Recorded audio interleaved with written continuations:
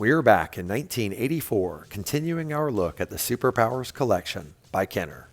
Last time, we took a look at my first Superpowers figure ever with the Justice League hero, Hawkman.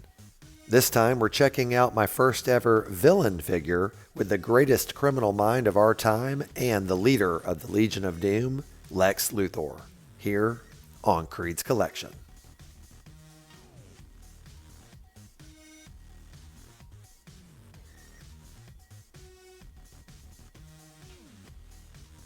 Hey, and welcome back to another episode of KREED'S Collection.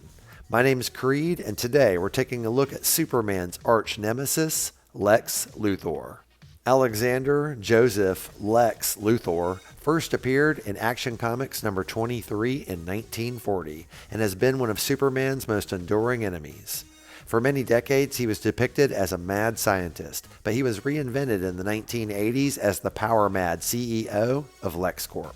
He wants to rid the world of Superman because he sees him as a threat to humanity, but secretly he's envious of Superman's power, popularity, and influence.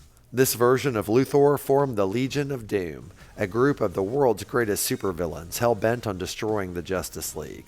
While a mere mortal, Lex Luthor is a genius and has a powerful warsuit that helps him go toe-to-toe with the Man of Steel. And now that we know a bit more about Lex Luthor, let's take a closer look. So this is what I consider one of the most iconic versions of Lex Luthor, him in his war suit, even though this is a slightly different version of it. He has an excellent head sculpt, as you can see, and he's got the typical bald head of Lex Luthor. And here on the front of his war suit, he has this symbol, which to me it just looks like a heart. That's all I've ever seen, even though I don't think that's what it's supposed to be.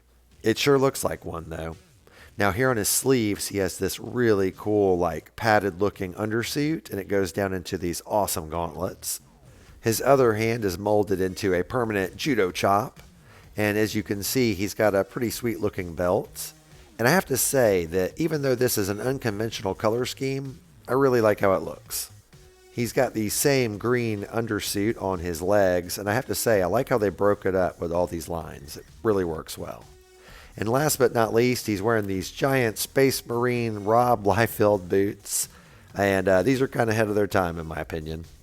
To me, this is probably the most iconic version of Lex Luthor, him in his war suit. But it's funny that for all his technology and genius, he still just can't seem to get the upper hand on Superman. Now, let me get this straight.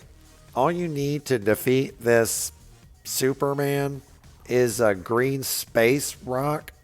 And you still haven't beat him? You're making it sound easy. You haven't met Superman. He's quite formidable. Yeah, but you just need a rock.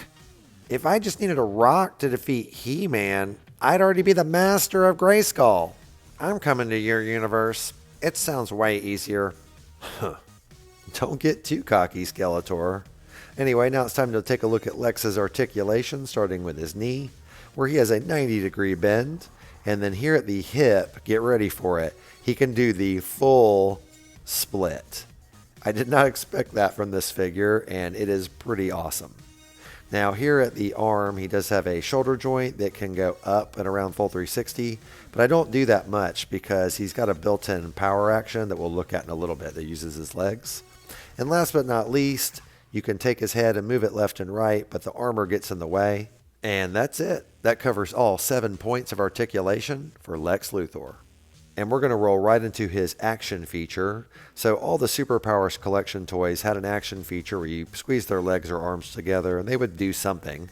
And Lex does a karate chop / punch when you squeeze his legs together. I really think he does more of a judo chop myself, but on the cover of the box it says he does a punch. So there you go. That's his action in a nutshell. Lex Luthor's one included accessory is his mini comic. As you can see, it is number 10, and it's pretty good, actually. The story is simple, but the art is really nice. So we'll just go ahead and flip through here and take a look.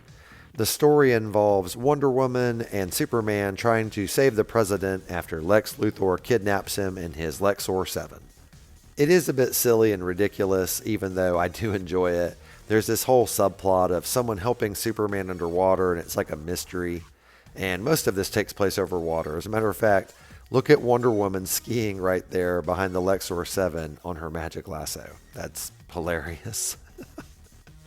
But anyway, they end up, of course, saving the president and taking care of everything. And when you get to the final panel, you find out the mystery person was Aquaman, who helped Superman. What a shocker. But this is still an excellent accessory. And I also like that you can order comics from the back panel. Lex Luthor's copyright information is on the inside of his left thigh. DC Comics, 1984. Here's a quick look at Lex Luthor's file card. If you'd like to read it, go ahead and pause now. And now for our He-Man size comparison. As you can see, Superpowers collection figures are a little bit smaller than Masters of the Universe. And even though Superman has way more powers, Lex Luthor's glad he doesn't have to deal with He-Man because He-Man has no weaknesses. Thank you so much for taking the time to watch my toy retrospective for Lex Luthor from the 1984 Superpowers collection by Kenner. This has always been my favorite version of Lex Luthor, the one who used his genius and technology to take it to Superman, rather than just do weird land deals. Of course, in the comics, he does become the President of the United States later on, and that's also a pretty great version of Lex Luthor. I hope you enjoyed the video, and if you did, please leave a thumbs up, and if you have any thoughts, please leave a comment. I love reading and responding to them. And while you're at it, if you haven't already, please consider subscribing. I would really appreciate it, and it would help my channel grow. I do a retrospective on a toy from my vintage collection every Wednesday. So hope to see you next week and every week after, here on KREED'S Collection.